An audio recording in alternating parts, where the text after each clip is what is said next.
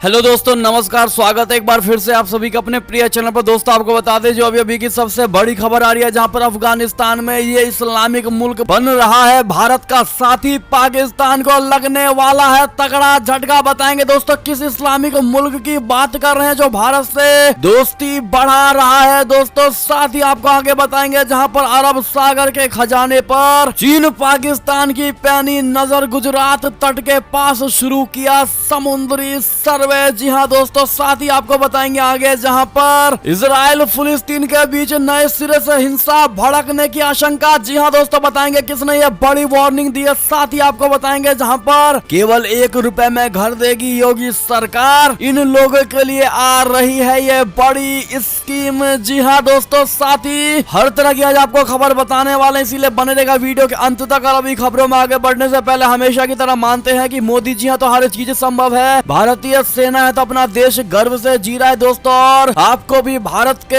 होने पर शान है तो फटाफट से इस वीडियो को भी कर दीजिए लाइक, चैनल को कर दीजिए सब्सक्राइब, बेल आइकन दबाइए, साथ ही कमेंट बॉक्स में लिख दीजिएगा जय हिंद। जी हाँ दोस्तों, तो बढ़ते हैं पहली और सबसे बड़ी खबर की तरफ, जहां अफगानिस्तान में ये इस्लामिक मुल्क बन रहा भारत का, साथ ही पाकिस्तान को लगने वाला है बड़ा झटका। अफगानिस्तान पर तालिबान का राज आने के बाद से ही इस देश में भारत की भूमिका कमजोर होने की बातें कही जा रही है, लेकिन बीते 10 नवंबर को दिल्ली में हुई समिट के बाद चीजें बदलती दिखाई दे रही है। इस समिट में भारत ने रूस, ईरान समेत 8 देशों को आमंत्रित किया था दोस्तों, और इस बात पर सभी ने सहमति जताई कि अफगानिस्तान की जमीन का इस्तेमाल दूसरे देशों के खिलाफ आतंकवाद फैलाने के लिए नहीं होना चाहिए। अफगानिस्तान के मसले पर भारत का सबसे स्वाभाविक सहयोगी इस्लामिक देश ईरान नजर आता है, और इसकी अहम वजह यह है कि ईरान के भी पाकिस्तान से बहुत अच्छे ताल्लुक नहीं है और वो नहीं चाहेगा कि उसकी भूमिका अफगानिस्तान में मजबूत हो। और इसके अलावा अफगानिस्तान से पैदा हो रहे इस्लामिक स्टेट के खतरे से निपटना भी जरूरी है, और ये आतंकी संगठन भारत के अलावा ईरान की सबसे बड़ी चिंता है दोस्तों। इसकी वजह यह है कि सुन्नी कट्टरपंथी विचारधारा को मानने वाला इस्लामिक स्टेट शिया मुल्क ईरान को भी उतना ही दुश्मन समझता है जितना भारत को।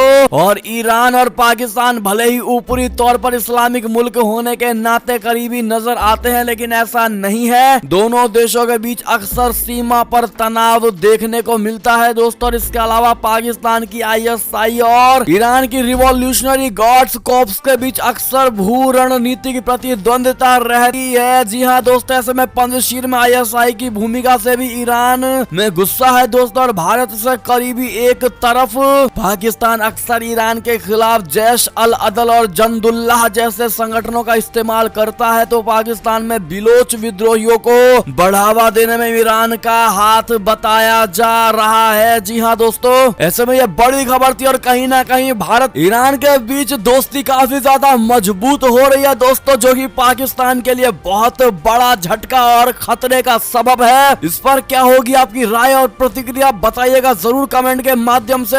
अगर आप भी भारत और ईरान के दोस्ती को मजबूत होते हुए पसंद करते हैं दोस्तों, तो वीडियो को लाइक करना मत भूलिएगा जिन्होंने लाइक नहीं किया अभी तक। चलते हैं अगली खबर की तरफ, जहां पर अरब सागर के खजाने पर चीन पाकिस्तान की पैनी नजर, गुजरात तट के पास शुरू किया समुद्री सर्वे। जी हाँ दोस्तों, दक्षिण चीन सागर पर कब्जा करने की फिराक में लगे चीनी ड्रैगन ने अब अपनी नजरें अरब सागर पर गड़ा दी है। अरब सागर में चीनी ड्रैगन की मदद उसका आर्थिक गुलाम बन चुका पाकिस्तान कर रहा है। चीन और पाकिस्तान ने अरब सागर में भारत के गुजरात तट के पास सर्वे का काम शुरू किया है, और पाकिस्तान को उम्मीद है कि कराची बंदरगाह के आसपास अरब सागर में उसे मुंबई हाई की तरफ से गैस और तेल के बड़े भंडार मिल सकते हैं दोस्तों। और ओपन सोर्स इंटेलिजेंस डिट रेस्फा ने सैटेलाइट तस्वीरों के आधार पर बताया है कि चीन पाकिस्तान ने मिलकर अरब सागर में शोध कार्य शुरू किया, और माना यह जा रहा है कि यह भूकंप का पता लगाने और तेल और गैस की खोज करने के लिए किया जा रहा है। और कुछ इसी तरह का प्रोजेक्ट साल 2019 में चीन और पाकिस्तान ने अरब सागर में अंजाम दिया था, और चीन पाकिस्तान के इस सर्वेक्षण के काम को चीन का अत्याधुनिक जहाज हियांग डिजी अंजाम दे रहा है। अगली खबर की बात करें दोस्तों, जहां पर इजराइल फिलिस्तीन के बीच नए सिरे से हिंसा भड़कने की आशंका है। जी हाँ दोस्तों, संयुक्त राष्ट्र के दूत ने यह बड़ी जानकारी दी है दोस्तों, जहां संयुक्त संयुक्त राष्ट्र के पश्चिम एशिया मामलों के दूत टोर वेनेसलैंड ने आगाह किया है कि अगर इजराइल और फिलिस्तीन के बीच विवाद के मुद्दों पर जल्द और निर्णायक फैसला नहीं लिया गया तो वहां फिर से हिंसा का दौर शुरू होने की आशंका है। और पिछले महीने ही ब्रिटेन ने फिलिस्तीनी संगठन हमास को आतंकी करार दिया था। वेनेसलैंड ने संयुक्त राष्ट्र सुरक्षा परिषद से कहा है कि यह जरूरी है कि पक्षकार जमीन पर स्थिति को संयमित करें, पूरे फिलिस्तीन में हिंसा कम करें, एक तरफा तरीके से इजरायली बस्तियों को बसाने से बचा जाए और इजराइल फिलिस्तीन के बीच 11 दिनों के संघर्ष के बाद कायम संघर्ष विराम को मजबूत किया जाए। जी हाँ दोस्तों, बात करें अगली बड़ी खबर की, जहां पर इस निंदा का कानून बनने का मतलब होगा भारत को पाकिस्तान के रास्ते पर ले जाने की कोशिश करना। जी हाँ दोस्तों, बड़ी खबर, पिछले दिनों पाकिस्तान के खैबर पख्तूनख्वा प्रांत में उन्मादी भीड़ ने एक थाने को इसलिए जला दिया क्योंकि पुलिस इस निंदा के एक आरोपित को हिंसक भीड़ को सौंपने के लिए तैयार नहीं थी और यदि वो ऐसा करती तो उसका वही हश्र होता जो थाने का हुआ। पाकिस्तान में ये पहली बार नहीं जब अराजक भीड़ ने इस निंदा के किसी आरोपी को अपने कब्जे में लेने के लिए थाने पर हमला किया हो, तो वहाँ ऐसा होता ही रहता है दोस्तों। और पाकिस्तान में इस निंदा के आरोपितों को खुद सजा देने की सनक तब बढ़ती जा रही है जब वहाँ इसके लिए कानून बना हुआ है और उसमें फांसी की सजा का भी प्रावधान है दोस्तों। हालांकि ये सजा इक्का दुक्का लोगों को ही दी गई है, लेकिन उन्मादी भीड़ के हाथों इस निंदा के सैकड़ों आरोपित मारे जा चुके हैं अदालतों में, जेलों में और अपने घरों एवं मोहल्ले में। पाकिस्तान उन्मादी भीड़ उनकी भी जान की दुश्मन बन जाती है जो इस निंदा कानून को हटाने की मांग करते हैं या फिर उसे सभ्य समाज के लिए कलंक बताते हैं। और ऐसे में दोस्तों पाकिस्तान में ऐसे खौफनाक नतीजे वाले इस निंदा कानून के बावजूद भारत में भी कुछ लोग ऐसा ही कानून बनाने की मांग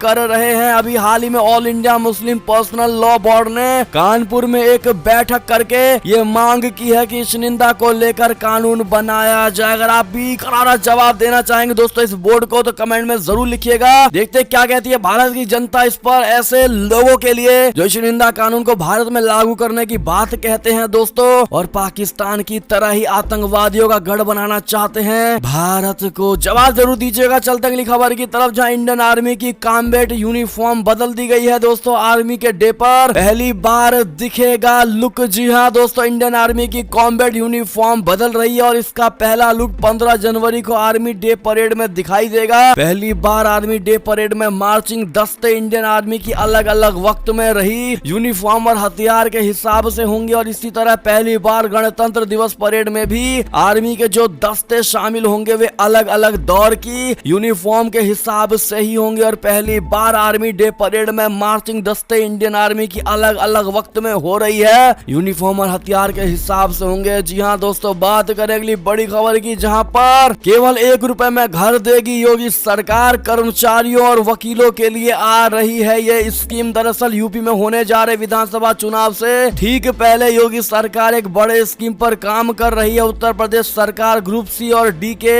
लाखों कर्मचारियों और अधिवक्ताओं को सब्सिडी पर घर उपलब्ध कराने जा रही है। इन मकानों के खरीदारों से जमीन का नाम मात्र मूल्य केवल 1 रुपए लिया जाएगा और खरीदारों को इस शर्त पर छूट दे दी जाएगी कि वे इसे 10 साल तक नहीं बेच पाएंगे। सूत्रों के मुताबिक इसका मसौदा उच्च अधिकारियों की बैठक में तैयार किया गया और उच्च स्तर से मंजूरी मिलने के बाद इस प्रस्ताव को कैबिनेट से पारित किया जाएगा और इस योजना का लाभ कैबिनेट द्वारा प्रस्ताव पारित होने के बाद ही मिलेगा। और अभी तक ग्रुप सी और डी के कर्मचारियों को छूट पर मकान देने की कोई व्यवस्था नहीं है। जी हाँ दोस्तों, अगली खबर की बात करें, जहां पर पंजाब विधानसभा चुनाव को लेकर बड़ी खबर, कभी भी बन सकता है नया गठबंधन। कांग्रेस और आम आदमी पार्टी को रोकने के लिए साथ आ सकते हैं कैप्टन और सुखबीर सिंह बादल। जी हाँ दोस्तों, पंजाब विधानसभा चुनाव 2022 में कांग्रेस और आम आदमी पार्टी के खिलाफ शिरोमणि अकाली दल बादल, भाजपा, कैप्टन और बसपा का साझा गठबंधन दिसंबर के अंत तक हो सकता है और ये चारों राजनीतिक दल एकजुट होकर कांग्रेस एवं आम आदमी पार्टी के लिए बड़ी चुनौती बनकर सामने आ सकते हैं। दिल्ली के सूत्रों के अनुसार जल्द ही पूर्व मुख्यमंत्री कैप्टन अमरिंदर सिंह भी पार्टी को मंजूरी मिल जाएगी और वो